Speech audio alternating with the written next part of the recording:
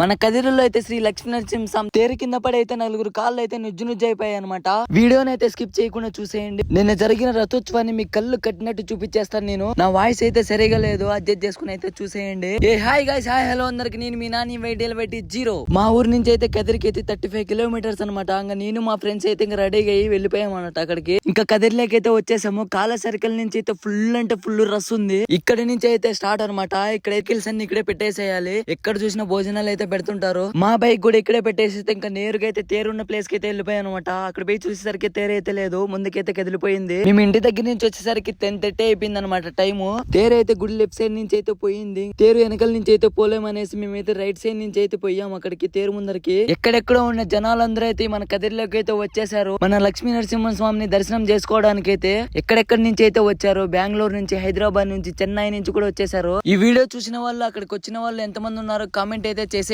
మన ఇండియాలోని అతిపెద్ద 3వ రథోత్సవం అనమాట శ్రీ కాదిరి లక్ష్మీ నరసింహస్వామి రథోత్సవము. ఈ తేరు లాగాలంటే 2 ఊర్లతోనే సాధ్యమైతుంది అంట. ఒకటి కుటాకుల, 2 మూర్తిపల్లి వాళ్ళతోనే అంట. ఈ 2 ఊర్లలో వచ్చి వెనకాల ముద్దులేస్తే తేరు అయితే ముందరికి కదలదంట. వీడియోని అయితే స్కిప్ చేయకుండా అయితే చూసేయండి. తేరు కింద ఎలా పడ్డారైతే నేనైతే చూపిస్తాను మీకు.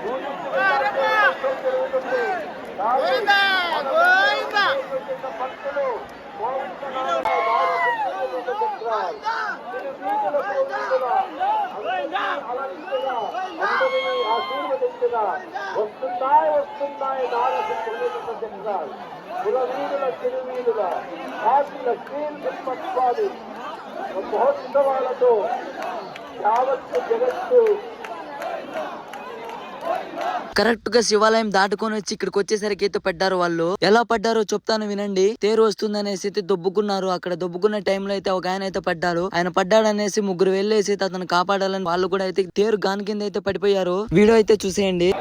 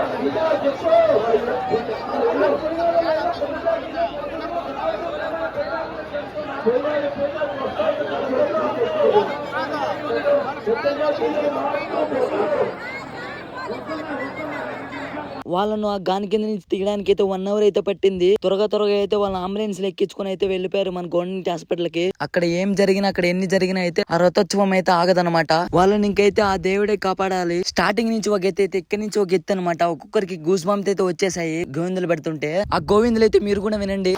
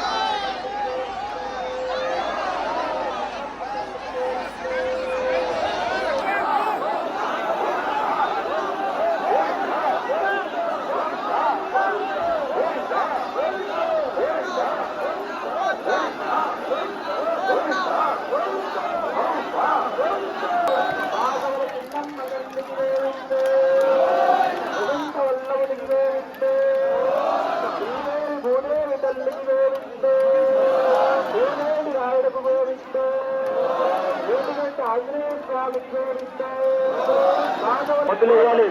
ఎడం వైపు ఉన్న మూడు తీసుకోవాలి. ఎడం వైపు ఉన్న మూడు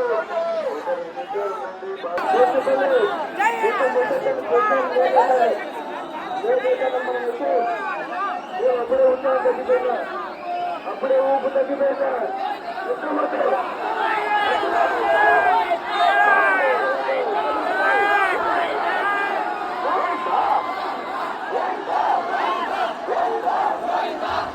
ఇంకా నేను లాగిన వీడియోస్ కానీ పెట్టాను, చూసేయండి.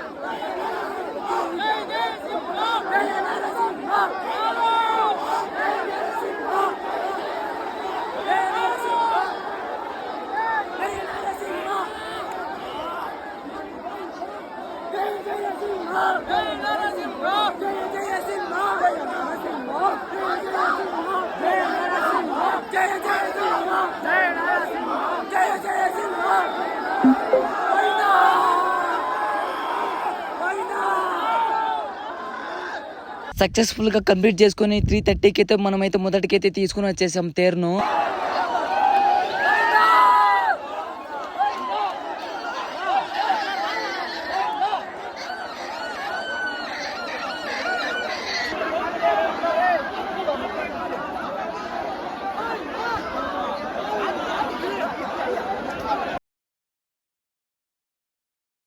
ఇంకా దేవుని దర్శనం చేసుకోవడానికి అయితే దొబ్బుకుంటే అయితే వెళ్ళిపోయాము. ఊపిరి అనేది ఆడలేదు ఒక్కొక్కరికైతే. నాకైతే దగ్గరికి వెళ్ళే కొద్ది ప్రాణం పోయేలా అనిపించేసింది. నా స్వామిని నేను దర్శనం చేసుకునేంత వరకు అయితే నేనైతే వదలలేదు. కాళ్ళు తొక్కుకుంటున్నా, ఊపిరి ఆడకపోయినా దొబ్బుకుంటున్నా అయితే మన స్వామిని అయితే దర్శనం అయితే చేసుకున్నాను నేను.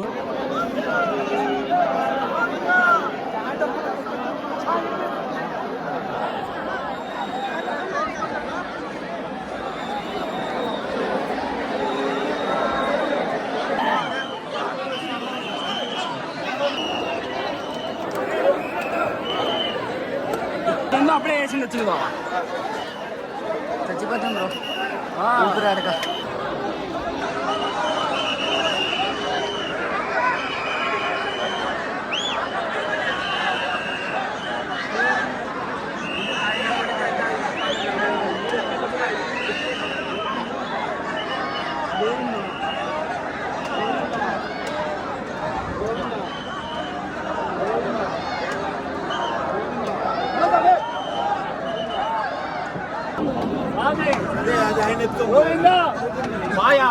బుద్ధి లేకుండా 3 years నుంచి అయితే తేరికైతే రాలేకపోయాను. ఫైనల్ అయితే ఈ రోజు అయితే దర్శనం అయితే చేసేసుకున్నాను. 2026 లో అయితే సక్సెస్ఫుల్ గా అయితే కంప్లీట్ అయితే చేసేసుకున్నాను. వీడియో నచ్చినట్టయితే లైక్ కొట్టండి, సబ్స్క్రైబ్ చేసుకోండి. Okay, love you all, by by.